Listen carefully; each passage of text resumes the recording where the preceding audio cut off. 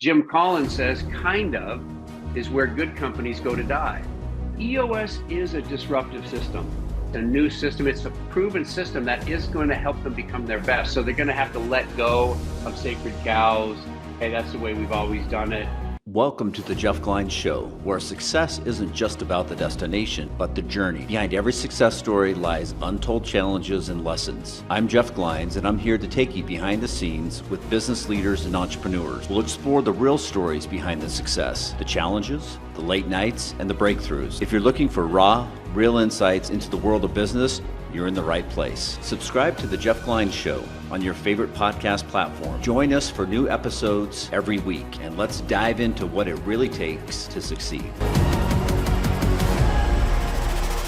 Welcome to today's episode. I'm thrilled to introduce our special guest, Craig Andrews.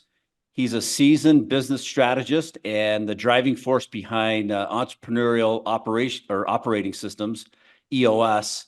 And with years of experience helping businesses achieve operational excellence, Craig is a master at implementing the EOS system, a comprehensive business framework designed to foster growth and efficiency.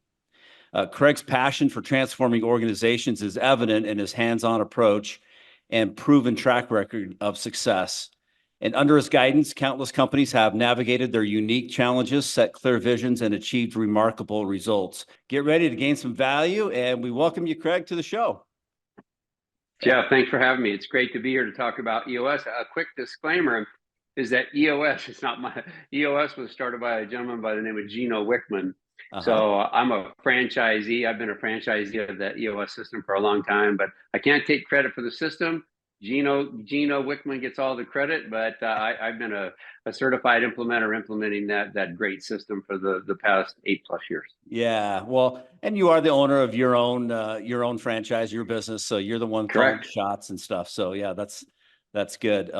So that brings us to the question. So can you share a little bit of background and how you became involved with EOS Worldwide? Sure. I spent close to 30 years in the transportation and logistics business, and we would buy underperforming or locations that weren't performing as well as they would have liked, and then we turned those around, me and my team, really the team. And after that 30-year career, I decided to exit. And it just really wasn't a passion for me anymore, but it was a small business, 30 million in size, but I wanted to exit. So I exited. We planned my exit, and 6 months later, I left that business, and then I wanted to stay close to entrepreneurial business because entrepreneurial business it drives the economy, and I was really passionate about it. So I bought a franchise called TAB, which is the Alternative Board, which is a peer group advisory board that helps small business owners get together in a board meeting setting once a month and using each other's collective wisdom and knowledge to help solve business issues. And so I started that here in St. George back in 2011, and still have a couple of boards running today with some of the greatest, I think, some of the greatest business owners here in St. George that sit on my boards. And then that franchise, I let that franchise lapse. But then halfway during that franchise period, I was introduced to a book. Matter of fact, I got introduced to EOS the second I started my TAB franchise. Oh, really? But I was like way overwhelmed with starting one franchise. And a guy came up to me and said, "Hey, you need to read this book. You need to read Traction. And you need to start getting this in the hands of your business owners." This was back in 2011, and EOS wasn't near the size that it is today. And I thought, well, I'm going to put it on my shelf. And so then about 3 or 4 years later, as I built my TAB business here and got those peer groups going here in St. George, I read the book and I said, wow, this really is a set of simple entrepreneurial tools and a system, a holistic system that gives owners some tools that can really run their business. Because I struggled with running some of the businesses that I was involved in. And I know what it was after I read the book is I really didn't have a system of operating. I was trying to cobble together my own system or recreate the wheel. And with EOS, well, you didn't have to do that. So that's when I latched on to EOS. I read the books. I started to implement some of the tools, and then a couple of years after that, 8.5 years ago, I actually became a franchisee, and I've been drinking from the Kool-Aid ever since. And the reason why I do it is because it does make a difference with entrepreneurial companies. Now, it doesn't fit for every entrepreneurial or family-owned business, but for the ones that want to get a better grip on their business and they want it to be more manageable, more profitable, and more fun, and believe it or not, in an entrepreneurial business, you can have all three of those. Yeah. Then that's why I got into it, and that's my passion.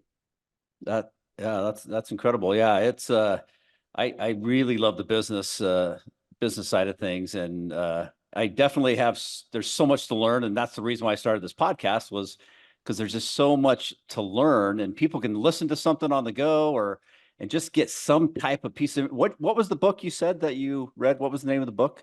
Tracks? It's Traction. Okay. Gino Wickman. That's the book that is the foundation for EOS. Gino wrote Okay. Traction. Okay. And what it is, it's just a simple set of timeless principles that he cobbled together when he was running his family business, and he used those to turn around what was some problems in the family business to a profitable business, and then ended up selling it. And then after that, he thought, wow, this is something. He never imagined that EOS would be the size that it is today Yeah. and the success that it is today. He thought there'd be a handful of implementers that would be doing this. Well, now there's over 800 Wow. EOS implementers across from the UK, Europe, through New Zealand, Australia. Oh, wow. Yeah, all English speaking. Okay. That's incredible. Well, I know. Well, Central America. No, we have implementers in Oh, Central really? America, Mexico. So yeah, it's Oh, really. I think even global. Venezuela. There is Oh, wow. maybe. So it's really becoming. It's becoming a global phenomenon. Uh-huh. Well, that's awesome. Yeah, and I'm surprised I have not heard of it. So, because usually I come across some of this stuff or whatnot. So yeah, I'm excited to learn more about it. Um, what do you think some of the most common challenges businesses face that the EOS system addresses effectively? Well, I don't know if you're aware of dual pricing or cash discounting for merchant services, credit card processing, how to eliminate basically 100% of your credit card fees. I've got a free guide. You can click on it in in the YouTube or in the podcast description and get my free guide to eliminate your credit card processing fees. And also, too, I get a lot of people that talk about how they use Square or Stripe or PayPal, and how some of these companies have frozen their account and they haven't had access to their money for 90, 122 days, and they're trying to get their money back. And save yourself some hassle and learn about how to eliminate your credit card fees and be able to have a service that is not these big corporations, but we're able to help you step by step with your credit card processing fees. Click on my link, get that free guide today. What do you think some of the most common challenges businesses face that the EOS system addresses effectively? Well, there just seems to be a lack of control. They just can't seem to get a handle on things. It ebbs and flows. Sometimes they think they have a handle on it, and they're dealing with the same issues again and again. So lack of control is one thing. The second thing that really comes to mind is profit, and there's not enough of it, right? They can't seem to get a consistent level of profitability for the risk that they're putting forth in a small business venture. And small businesses, 100 million or less. So we're talking about some good sized businesses, and we'll talk about the sweet spot for EOS a little bit later. But that's the second thing is really just lack of profits. People is the next thing I would say. The people component that we talk about a lot is that we talk a lot with our teams and have some tools to help them, because you cannot get the vision or achieve the vision of a small business without the right people in the right seats. And that's a phrase from Jim Collins in Good to Great. You've got to get the right people in the right seats. And most small business owners don't, right? They hire incorrectly. They hire with what they, with who they think might be able to do the job, and they need to focus on the who part and really get the right person in the seat. And then they've tried a bunch of stuff. They go to a seminar, and nothing seems to be working. They keep trying different stuff. They read a bunch of books and they try and implement bits and pieces of things, and it just doesn't work. And so those are some of the main things that I see. And then some visionary owners, right? It's flavor of the month. Well, we're going to try this month. 3 months later, they try something else, and they keep trying all these things, and they give the organization what we like to refer to as organizational whiplash. They're just constantly whipping back and forth between how they're going to try and get a grip on this. And so those are some of the things that I see business owners running into. Yeah, well, I've worked for some big corporations that are way over 100 million, and they have the same problems. It's I've seen the whiplash. I've seen the same things happen over and over again, in the organization, and no one can seem to get a handle on it. So yeah, it's not just small business. I think even big corporations just deal with that. So they do. Absolutely. No.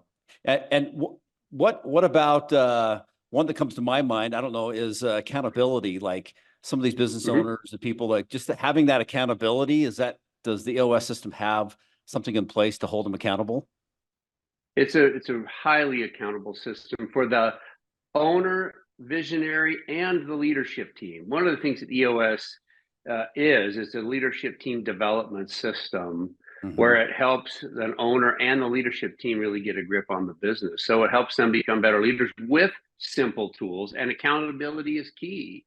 And it starts at the top. Oftentimes with an entrepreneurial owner, everything funnels to them. They're used to making all the decisions. But if they really want this business to get them to their freedom line, so to speak, is where they have freedom from the business, they have to have structure. And absolutely, we have several different tools that help get structure. The first one that comes to mind for me would be the accountability chart, which it's not an org chart. It's an accountability chart, right? We're after function, not title. We don't care what people's titles are. We want to know what they do. Are you over sales, marketing, operations, finance? And we want to get people very clear on what they own and where they need to obsess, Jeff, because if the leadership team can get really clear on where they need to obsess and where their highest and best use is, then they can continue to master that and then trickle that same methodology down. So the accountability chart is just one of those tools that provides absolute clarity in any organization about who's responsible for what. And that's the start of accountability. There's no if two people own it, then nobody does. That's one of the phrases we like to use a lot. So we get very clear on who owns what and stay very true to that.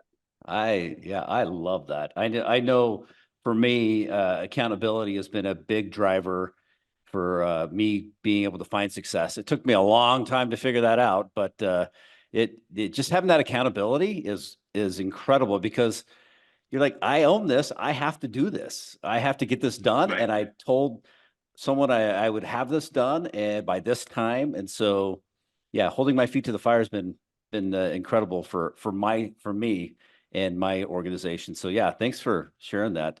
Can you break down maybe the key components of the EOS model and how they interrelate? I'm sure you probably have said this a million times, but it'd be great for our audience to be able to hear this. So how it works. Absolutely. So absolutely. let's just highlight EOS stands for Entrepreneurial. The Entrepreneurial Operating System.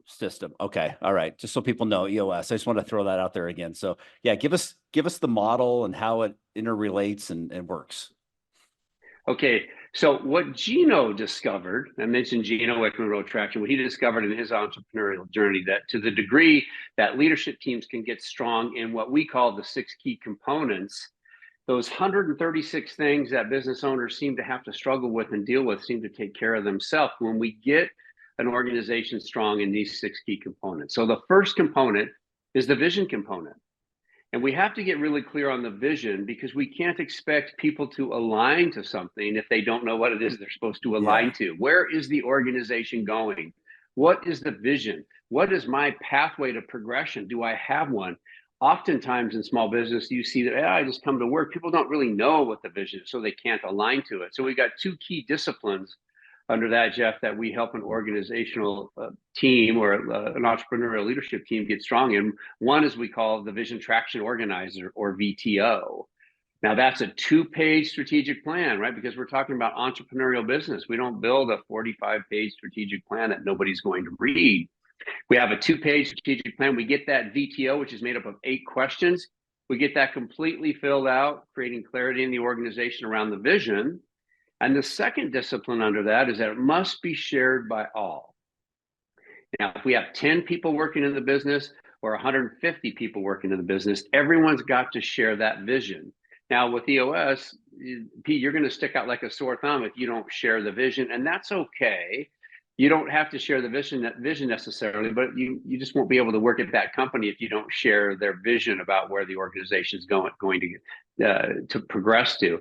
You won't like the people you're working for, and they really won't like you. So we have to constantly talk about that. Quarterly meetings, giving the staff the vision of where the organization is going to be going quarterly, annually, 3 years from now. So the second discipline is we're always talking about what that vision is, because you can't talk about it enough. And I tell teams, hey, even when you think it's ad nauseum that you have mentioned that vision so many times that people are probably sick of it, they're not. I said, hey, you're probably maybe just scratching the surface when you're talking about it that much, because people will walk out of the building every day knowing exactly what the vision is. So that's the vision component. That's number one. Okay. People component is the second one. Now, I mentioned Jim Collins, right people, right seat. You have to have both. And we've got 2 key disciplines that help entrepreneurial business owners get both. Right people, right seats is about the core values of the organization. And we help the organization get really clear on their core values so that they're hiring, firing, rewarding, and recognizing all on those core values. We want this to be a magnet that attracts people into the business, right people. And we also want it to be a repellent that says, hey, listen, if this doesn't sound like your place to work, or it's too warm and fuzzy, or whatever our core values are, that's okay. But you just need to go work somewhere else. It's perfectly fine. But we want it to attract people. So core values, we got to get those established. And then we get those established, we have to get people in the right seat. And I already mentioned to you, one of the things that we have, the tools we have, is the accountability chart. We set a structure, customize the structure. Now, we're not consultants. We don't tell leadership teams what their structure should be, but we've got this great tool, the accountability chart, that helps them define function first, people second. Well, that's a novel concept to a lot of people, Jeff, because they think, well, let's just get these titles in place, and Jim's got this role and Jenny's got that role. It's like, no, we're getting the seats on our accountability chart set up because of the functions that we need, then identifying 4 to 5 high-level obsessions for each role. And then after that, we come back and see, do we have the people to fill those roles? Because it has to be right people and right seat. I might have a really great person that I love. They're in my culture. I love hanging out with them. They love hanging out with our staff. But if they're not in the right seat, meaning the seat's too big, they don't know how to do it, or it's just the business has just grown past them, we're not going to achieve the vision. And so we got to get them in the right seat or help them find another seat on another bus. So that's the accountability chart. That's help get the right seat. So right people are core values, right seat, accountability chart, very clear roles. And so that we get people in those seats so that they can execute. And those are the 2 things. And I'm giving you a high level overview here. There's a lot more depth to that, but I'm giving you what a strong team would look like. And that's the people component. Mm-hmm. The third component is the data component. Now, what we do here is we take out all the ambiguity, subjectivity, ego, personality, and get the organization boiled down to a good, hard set, a handful of numbers that tells the leadership team that the pulse of the business is on the right track, that we have a heartbeat, and that every week we're keeping these leading indicators on track to our success. They're more than they aren't. They aren't line items on a P&L or a balance sheet that somebody can look at, but they're leading indicators that drive the P&L and the balance sheet.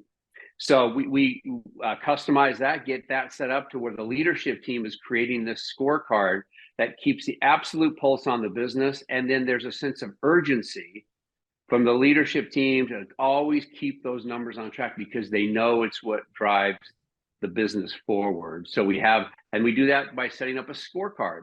So executive leadership team scorecard first, and we trickle that down through every part of the organization so that everybody's working off a scorecard. And if they don't have a scorecard, then they have a measurable or a metric of success. And Jeff, you've probably been in places where if you ask somebody, well, how do you know if you were successful today or even this week? And a lot of staff members and even executive team members don't really know. They don't know what they had a good week or not. Well, at EOS, the data component, we want to take that ambiguity out of it. We want to let people know exactly what their number of success is. So they help drive it. They feel good about it. And the leadership team has a pulse on it. You know the statistic, 50% of the time small businesses are not making it because they just don't have structure for the one thing, and they might be in the wrong market or might not have the right product. And this is a disclaimer that we always talk about EOS. Like EOS is not going to fix a business if they're in the wrong market or they don't have the right product. I mean, no system's going to fix that, right? Yeah. You got to make sure you're in the right market and you have the right product. But the data component is going to help keep things in line and keep us focused on data, objective data. So that's the data component. That's the third component. The fourth component is the issues component. Now, what Gino found out, and I think we've all been in meetings that have just been terrible. We just talk about things, and all we do is discuss things, and people politic, and there's nothing that comes out productive of the meeting. But we teach two key disciplines under issues that helps entrepreneurial leadership teams solve issues. The one is called IDS. And this is where we teach an entrepreneurial leadership team how they're going to identify, discuss at a minimum, right? Just discuss enough to get enough information to move to solve, IDS. And we're identifying root cause issues, discussing them once enough to get the information that we need to make a decision, and then we're moving to solve them to make them go away forever. Because entrepreneurial leadership teams, and even like you mentioned, Jeff, publicly held companies oftentimes just keep coming back to the same issue over and over again. And it's because they've only picked at surface weeds. They've just chopped the top of a weed off. And then what happens 3 weeks later, month, 6 months later, where that weed's right back up, even bigger and more vibrant than it was before. But if we dig to get to the root cause of issues and then solve those, that weed is gone forever. So that's the first thing that we teach a team. And the second discipline under that is curating lists. So we can't solve everything. I was talking to an executive yesterday, and he said, there's so much to do. I've got 50 things that I have to do. But listen, you have to be able to compartmentalize and prioritize the issues. Everything is not important. There are some things that rise to the top, and we teach teams to prioritize and compartmentalize issues in the appropriate bucket so they can address them at the right time, whether it's weekly, quarterly, annually. We compartmentalize so we don't get overwhelmed. So we don't think we have to do 50 things this week or this quarter, because there's just no way humanly possible to get that done. So we teach teams to be really good issue solver. And that's the fourth key component of EOS. The fifth, and this is the one I'm probably most passionate about, Jeff, is the process component. So this is an organization's cookie cutter franchise prototype. So this is their secret sauce, so to speak. This is how we do it, our proven methodology. But oftentimes it's not documented. So that's one of the first key disciplines that we get teams to do. It has to be documented. But here's the key too. It has to be documented in a simple entrepreneurial 20-80 approach, the Pareto principle. We're going to document 20% of the process to get 80% of the value. So we're bullet point, maybe 8-9 major steps in any one of our core processes with 4 to 5 sub bullet points. Mm-hmm. And then we get that documented. Why? Simply so, one, we can follow it, people will follow it. And so we have to get them documented. We've got some simple tools that we help entrepreneurial teams get their processes documented. But for me, where it really meets the road is the next component that we teach, or the next discipline under processes, and that's followed by all. We have to get our franchise prototype, the way we do things, to get quality and consistency followed by all. We've all been in places where it's Cracker Jacks when you walk in. It just depends on who's at the counter or who we're dealing with. We might get great service, or we might get really lousy service or quality. Oftentimes that's directly related to process. And so the followed by all component is made up of several key things. First, it's training. Most entrepreneurial leadership organizations or just leadership teams are not that great at training. We develop these high-level documents, these bullet-pointed processes, but we don't just hand that to somebody and say, hey, here's your job, here's how you do it. It's the responsibility of the leaders and the leadership team. They can't abdicate that. They must train. We say there's no pixie dust in EOS. We don't throw pixie dust on people and expect them to be trained, right? We have to train them. And so first we train on every bullet point process. And one of the things that Mike Payton, who wrote a recent book on process with Lisa Gonzalez, which is one of the books in the EOS library now, is he quotes Isidore Sharp from the Four Seasons. And he says, he said this: we systemize the predictable so our staffs can humanize the exceptional. So systemizing the major steps in the business or any process and telling the team and training the team, like, we don't skip those steps. They must be done. But then outside of that, humanize the exceptional. Hey, wow our customers. Wow our customers at the bank or the car wash or at our manual. Just wow people outside of that, but you don't get to skip these steps because we know quality and consistency is delivered in these 8-9 major steps with those 4 to 5 sub bullet points. So we have to train them to make sure they get that. Anyone that touches a part of that process gets trained. And then here's a big concept that often gets missed: measured and inspected. We have to measure and inspect that the food's being made right. If I own a restaurant, or we have to measure and inspect what we expect. Jim Collins says, kind of is where good companies go to die. Well, if somebody comes out, hey, did we follow that process? Well, I kind of think we did. Ooh, right? That doesn't give an owner or a leadership team or even a customer a good feeling with it. No, did you know? I want to know, yes or no. Did we do it? And so we have to have measurement and inspection. And then one of the tools that we use is called LMA in the EOS world, which means leading, managing. And you got to be both, Jeff. You got to be both a good leader and a good manager to create a culture of accountability. So we don't hold people accountable. That's kind of a misconception. We create an environment by being good leaders and managers, and then we create this culture of accountability. And you'll get smoked out. Like, if you're not an accountable person, you're going to be in this organization. But listen, you won't last here. You're going to be accountable, right? Because that's just what we do. Or this isn't a place for you. Yeah. And then the fourth component of that is we're always updating processes, because twice a year, everything needs a coat of paint. We got new technology. And so that followed by all is the second component of the process, or the second discipline under the process component. That's where the rubber meets the road. For me, that's where I see most entrepreneurial leadership teams struggle. And the sixth component, number 6, is traction. Gino talks about this in the book, is that if you can't get traction or execute on your vision, it's just a mirage. Right? It's just, you've got this great vision, but if you're not executing, and we do a lot of work on rocks. Stephen Covey, for those folks, your listeners that know about Stephen Covey, right? He popularized that term, rocks in the jar. I've seen some old vintage video footage of Dr. Covey demonstrating that we have to get the big things in the jar, the rocks, before we fill it up with pebbles, the trivial mini, sand, which is email, and then water, which is social media, and all the other stuff we fill our day up with. We fill our jars up with that stuff. And the key issues or the key things that we need to solve in the business, the rocks are sitting outside the jar. We suffer. So rocks, we've got to get really good at executing quarterly. Those are rocks. And then we get into that good meeting pulse, where a leadership team is meeting every week. We teach them a good meeting pulse. We have an agenda that they follow, and it's a discipline, it's a muscle, Jeff, that they exercise. They get really disciplined on running good quality meetings where they're spending 90 minutes every week just working on the business. And that's a high level overview of the 6 key components of EOS. And to the degree that a team gets strong in each of those 6 key components is the degree that those 136 things I mentioned initially just take care of themselves, because most businesses operate at 20%. Instead of 80 or better, they're operating at 20% capacity or 20% effectiveness, and they just don't do a great job.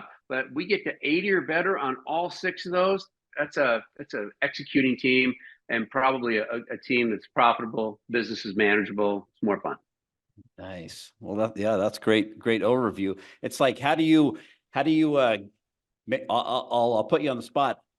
If if you're giving an elevator pitch about EOS and you got like 30 seconds, what are you going to say to a business owner if you were just given an elevator pitch what EOS is? Well, I think the biggest thing, it's a complete holistic system that provides simple, proven tools that work for entrepreneurial leadership teams. And it provides what we call vision traction healthy. So vision from the standpoint is that we have to get the vision clear, at least at the executive team level first. Mm-hmm. Get every leader in the organization very clear on where this organization is going and how it's going to get there. And then traction from a standpoint is that everybody on the leadership team is 100% focused on executing to achieve every part of that vision. And third, healthy. And this is a key, really one of a key thing, is that because oftentimes business owners will have individual contributors. They're really great, but they don't function as a cohesive team.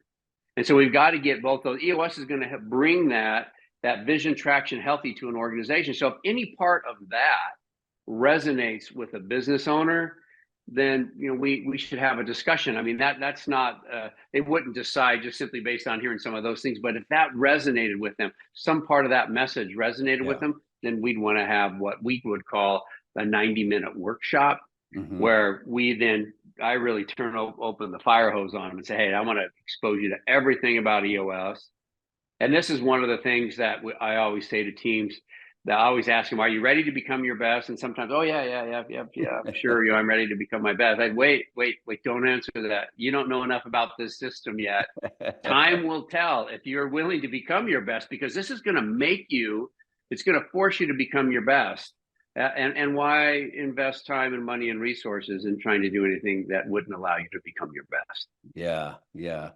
Oh, that brings me to the next question is, can you share like a success story of a company that saw significant improvement after implementing this? And you can keep it general, if you don't want to share exact companies, but maybe give us a success story. Yeah. So I have a really good, they're still a client after 8 years of implementing EOS, and that's not the design.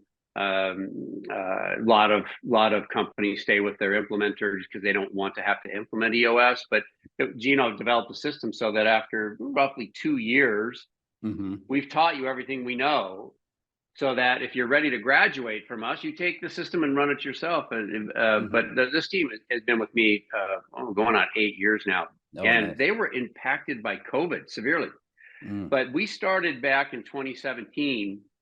And they were looking for a better way to lead, manage, grow their business. They had a thriving business. They were really growing it, but we're hitting ceilings with people, with process, with alignment, all the things that really kind of make EOS seem to be a perfect fit. So they jumped in. They went through the process with me. We jumped in and we taught the EOS system to them, and they lived it.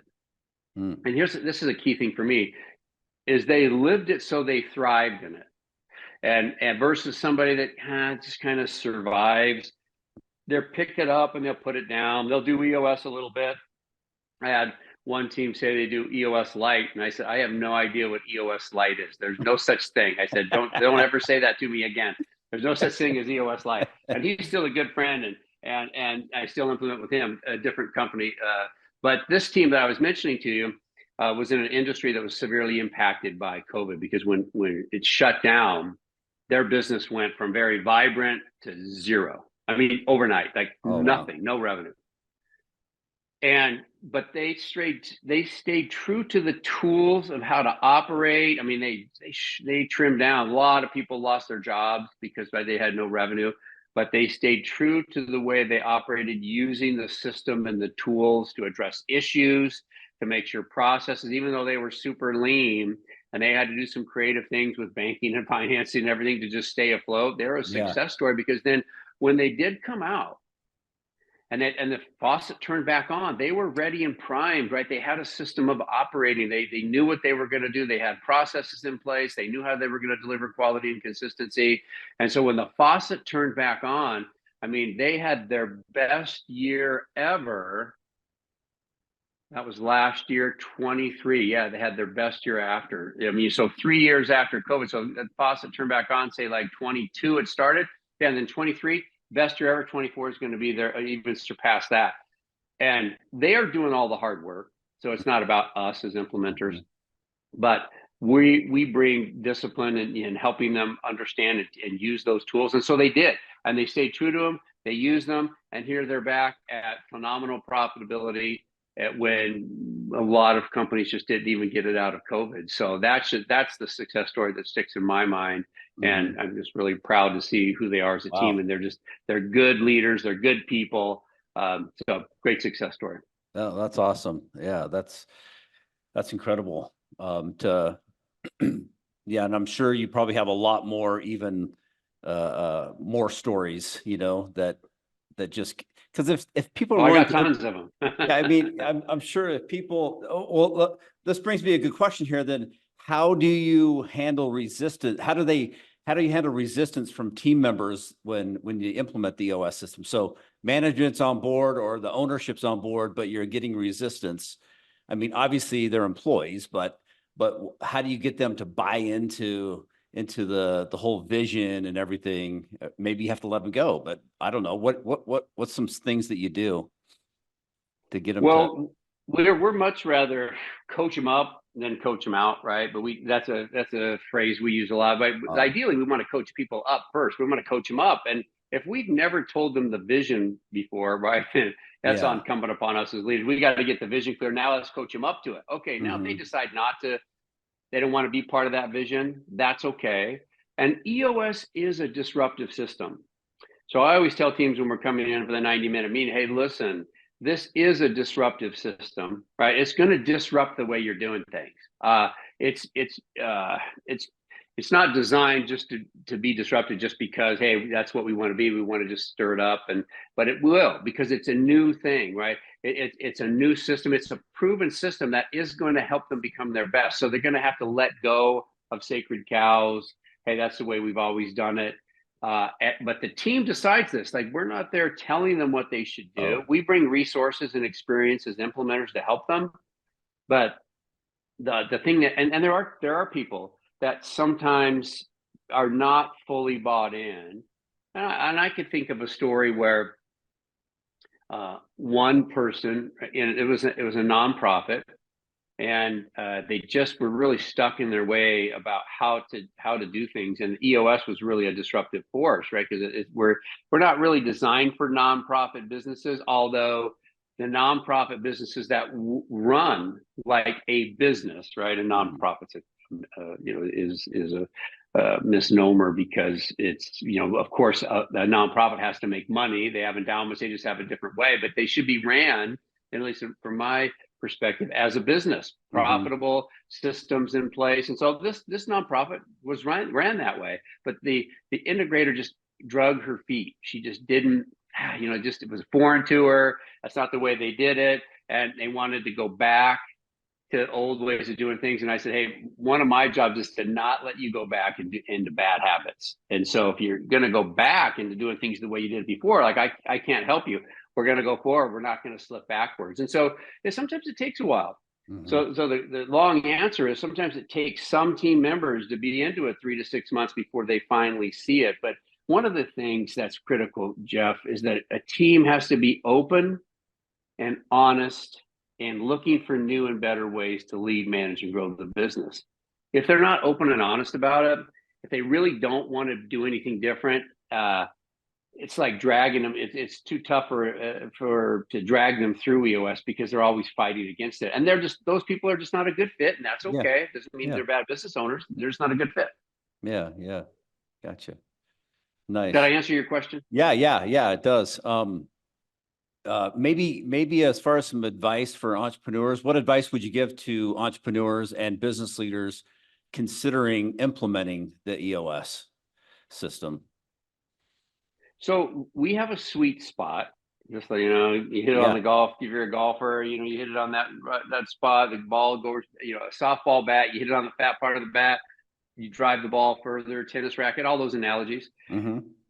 But a leadership team just has to be, you know, if they're for us, it's at least the size makes a difference. You know, we have a sweet spot, so it's two million in revenue to 100+ million in revenue, at least 10 employees, and up to 300 employees. Okay. That's the sweet spot.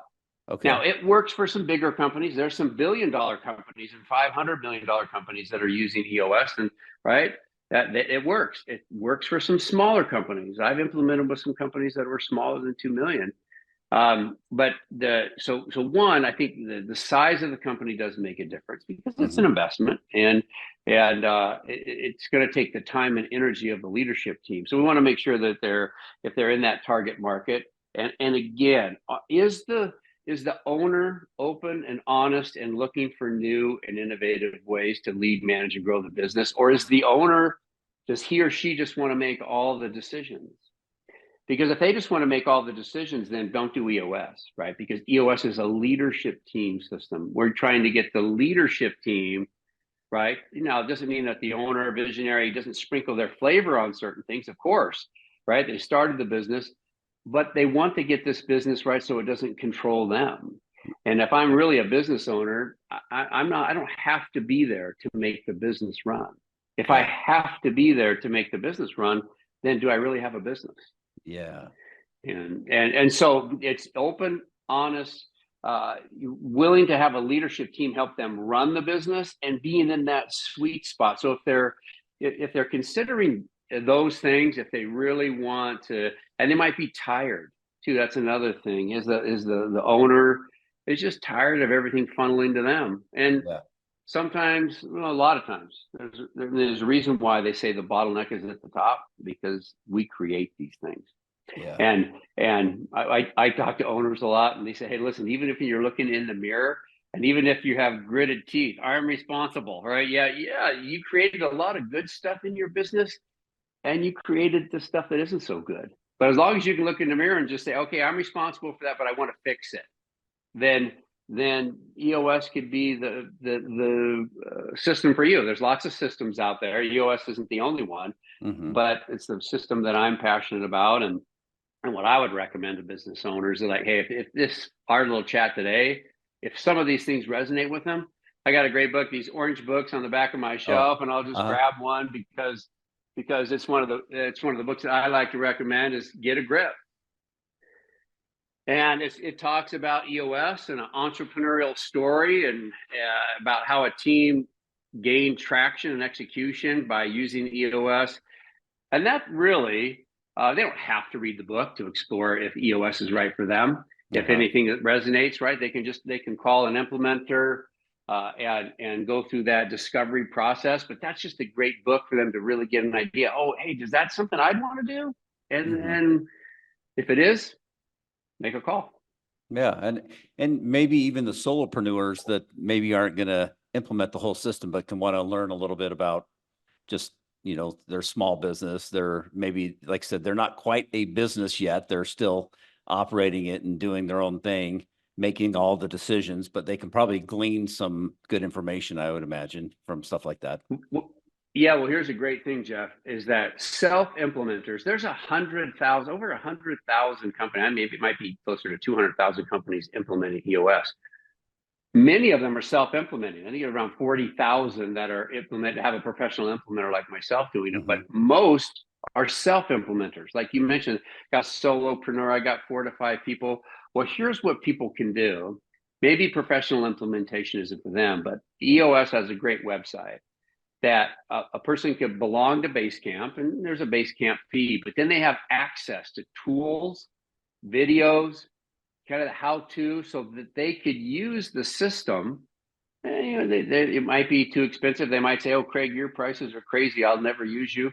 And then that they could go and get access to resources online at the EOS Basecamp site and get access to tools and then implement some of these things. Now, they might not implement all the tools, Hmm. but they can implement some of those important, like I mentioned, scorecard, accountability chart, level 10 meeting, rock setting, using the vision traction organizer. And they can take that in bite-sized chunks and implement it at a time and a space that makes sense for them. Yeah, gotcha. Okay. Yeah, that's good. Sounds like you got different levels for each individual business. So yeah, that's good to know. And do you see what trends do you foresee in the business world with EOS that will be particularly effective in addressing like any future trends? I mean, I always ask this question too, like AI. Is AI going to affect anything, or can that help, or whatnot, the EOS system? Well, it is certain, like AI is a topic that always comes up, and we're always bringing additional resources to team members that obviously every business needs to be up on AI and how AI might impact their businesses. Okay. And AI, there could be some enhancements with EOS, and I don't want to speak for EOS headquarters, right? Because they're right. They're deeply involved in that. But Mhm. I personally don't see that AI would be taking over for like an EOS implementation, but there probably are going to be some things that are going to be helpful with AI that maybe can enhance how EOS is implemented. But I would say I'm experienced enough to talk about that. But what's going to be impactful in the future, right? It's just constant change. I think teams that weather storms, like we had a storm in 2008, and then we had another one, right? 4 or 5 years after that, and then we've been coming out of COVID. Well, what's going to help a team weather those storms? They'll come. I mean, they're going to. If anyone that gets in business, they have to have tools to be able to weather storms. And I think it'd be scary for an entrepreneur to go in with just what they know, and not that they're not smart. They could create a system on their own, but why recreate the wheel when there's some wheels out there that you can implement and use and shield yourself? Now, you still are going to be impacted, but the story that I shared with you about the team that was shut down through COVID, like they weathered that storms. I would hate to think about where that team would have been without that. And I think they've even said that, hey, if we hadn't had that system, Mm. I don't know, we'd be around. Yeah, yeah. This has been so enlightening.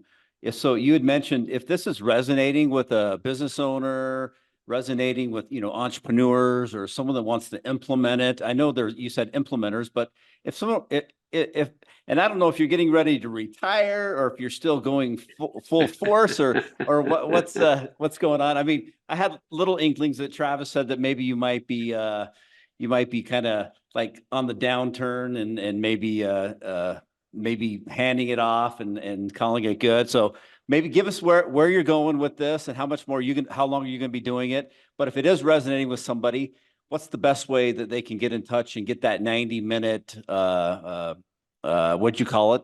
Workshop, Workshop. 90-minute Yeah. workshop. So yeah, give me some, and like I said, I can even share some things on our YouTube. I can share it on the screen, and then in our podcast. Just tell us how they can get in touch and basically learn more about this if it's right for them. So first of all, for retirement, I mean, I don't even know what that word means, because like I'm never going to sit in a rocking chair, right, and do nothing. So like, I mean, I'm still keep very busy. I have a few slots for some clients. I'm not a fit for everyone, right? I mean, there's Uh-huh. other implementers out there, but so I'm always willing to have a conversation, and I help first. So if I talk with a potential client, or maybe they're not even Mhm. a potential client, they're just an entrepreneur that needs some help. I mean, we'll talk about some tools. I'll introduce them to some things. I may never be able to help them. I mean, they may never be a good candidate for doing what a professional implementation, like having an implementer help implement the system. Yeah. But I'm going to guide and direct them to the tools that can help them. So I'm willing to have a conversation with anyone. I may Okay. not be able to help them, but I'll direct them in the right place. Okay. And if I'm not a good fit, there's 800 other implementers. There's handful in Vegas and quite a few in Salt Lake City. I'm the only one in Southern Utah for now, but so there's they don't have to settle if there's not a fit. If I'm not a fit, So I'm willing to have a conversation, help for someone to be around for a while. Yeah. Okay. Well, that's good to know. Good to know. So, yeah, and my audience too, they're all over the United States. So it sounds like 800. You got plenty of them in every state in the United States. So Yeah. yeah, Yeah. I can give a good referral. I can give a good referral to anyone. Okay, and it's obviously a global organization too. So anybody that happens to get this and they're in another country, they can just reach out and find out if they implement that stuff in another country, other cities. Yeah, they can go to www.eosworldwide.com. Okay. And they can get on the website and they can find the implementer directory. And if they're in a part of the world, they want to know, is EOS available to them? They can quickly find that out. And if they're not sure, then they can definitely get a hold of the folks at EOS Worldwide, and they've got a great helpful staff. The same type of core value, help first. They're going to try and help them the best way they can and connect them with people that can get them introduced to the system and the tools. Okay. Okay. No, it's fantastic. So I asked this question quite a bit too. You mentioned two books. So what would be your favorite book that you would recommend? I mean, it could be the same one that you've already recommended. So what would be your favorite book for business owners? Now Gino might say, Craig, why are you recommending this book instead of Traction first? Because Traction is his first book. And it's a great book. I love Traction. And Mike Payton and Gino Wickman both wrote this book, and Mike was the visionary after Gino for about 5 years. I just happen to like this book because for me, it's a story, and I learn better with a story. Gotcha. And so that's why I love this book. And the other book that I mentioned is the process book. This is the process book. So this is that process component that I talked about, one of the 6 key components that I think is probably the weakest for most teams. And these are all entrepreneurial books, right? They're not 500-page novels. They're real world tools, give you real good discipline. So those are the 2 books that I would recommend. I mean, if there's some of your listeners that are even thinking about going into entrepreneurial business, like how do they know? And because becoming an entrepreneur is tough work. Some people look at it and say, oh, you're so lucky and you have it so easy. Well, hold on a second. You don't know the hours, the blood, the sweat, the tears, the worry about payroll, all these things that come up with, and they only see, the outside, the cursory things. They don't see behind the scenes. So Gino wrote a great book a few years ago called The Entrepreneurial Leap. So do I take this leap and become an entrepreneur? Well, how do you know?